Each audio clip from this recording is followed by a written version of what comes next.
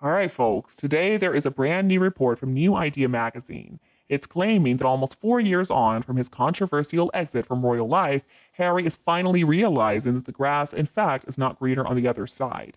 And he's ready to apologize to and mend fences with his family.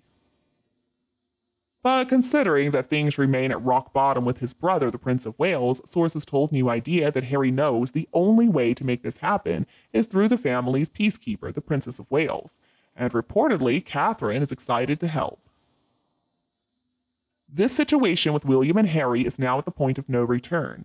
Kate knows if there's even the smallest chance of easing tensions, she's got to try, says the source.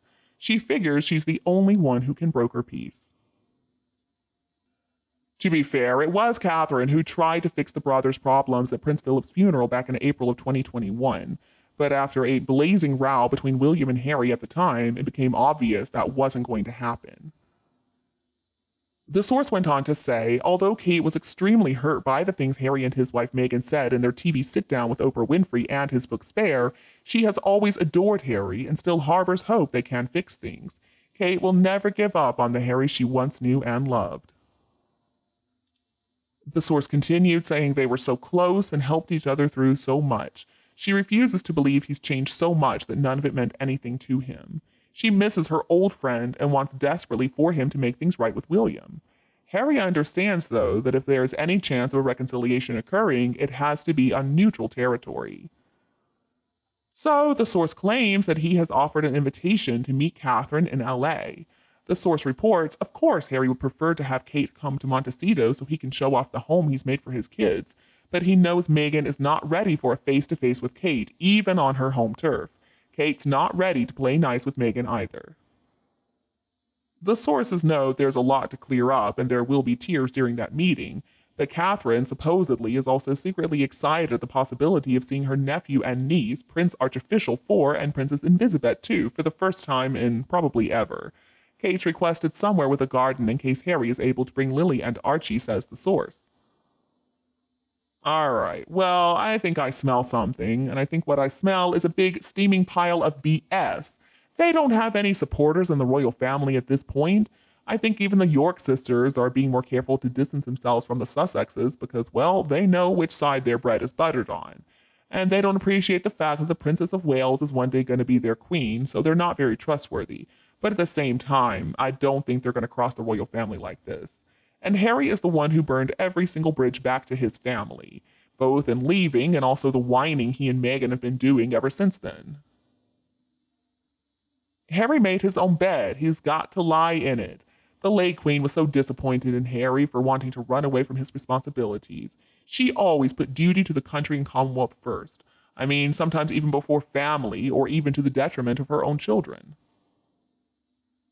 I'm sure most people in the royal family, including King Charles, are sad at Harry's choice, but at the same time, they've got to acknowledge, but if Harry isn't ready to really fully commit to his role, then he's better off not being in that role.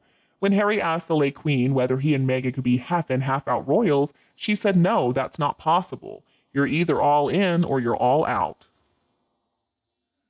And the fact that Harry wanted to get away from his family should not have been any reason to trash his family through the media. Younger siblings of other royal families have gone away and they've gone to live in a different country. Look at Prince Joachim of Denmark, for example, or Princess Madeline of Sweden. But still, they went on to create a new meaningful life for themselves and their families, and they still showed a lot of respect for their royal parents and their siblings back in their home countries. I suspect that if many years ago Harry had had the nerve to walk away from his family, maybe with Chelsea, maybe on his own, maybe if he really had moved to Africa, maybe if he'd been able to devote his life to Santa Bale and other good charities, he would have been missed.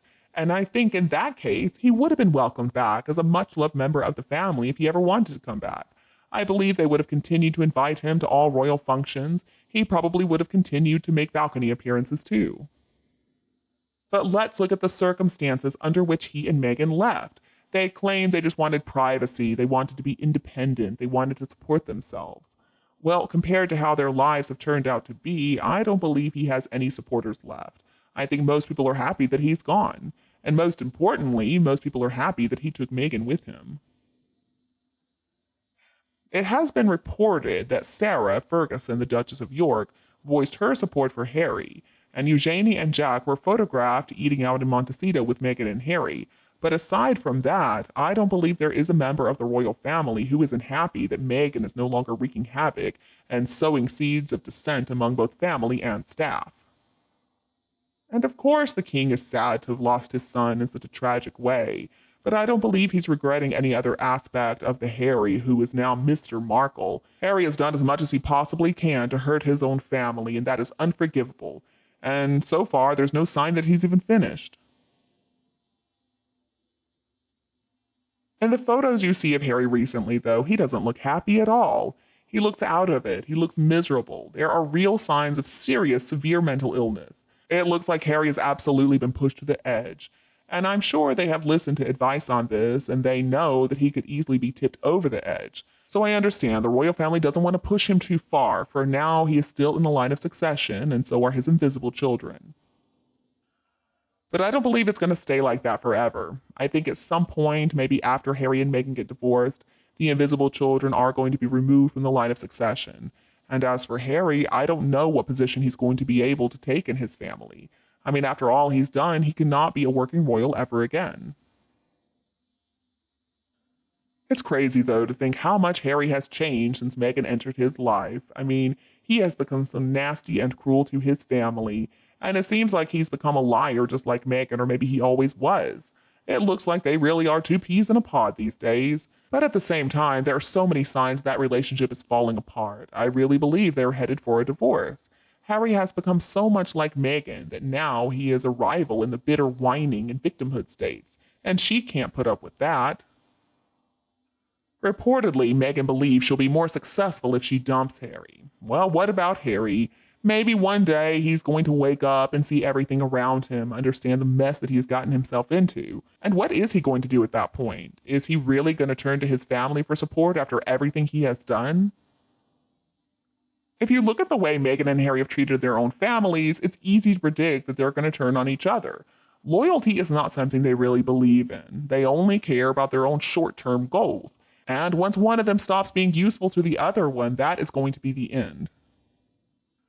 And that's why no corporations want to get involved with them at this point. Everybody already knows they're toxic. They can't get along with each other. They can't get along with anybody else. It's just not worth it. Now, maybe Netflix can get some good drama because they'll talk about scandals involving Diana and Camilla or William and Catherine. But it's not going to be enough to keep things going long term. Even that stupid Netflix docuseries they already made was mostly about Meghan and Harry's fears of paparazzi and security and negative press and all that.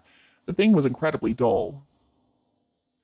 People got bored watching it because how could you not have gotten bored watching it? I don't believe there's any way for Meghan to be successful on her own. She already tried that and she never made it. Her Duchess title is connected to Harry. And what else can she really talk about? Is she going to talk about how to make your own family hate you? I don't think anybody wants to hear that. Is she going to talk about female empowerment by marrying 3 white men and an idiotic prince? Is she going to talk about how to hide your children or pretend that you have children when you don't? And you, what do you think about them? Please tell me your opinion below in the comments section. If you preferred our video today, don't be afraid to like and share it with anyone else who would enjoy it anytime you want. And please subscribe to Kate Middleton and the Queen channel to get more updates in the future. Thank you so much for watching, goodbye, and I'll be back to see you tonight.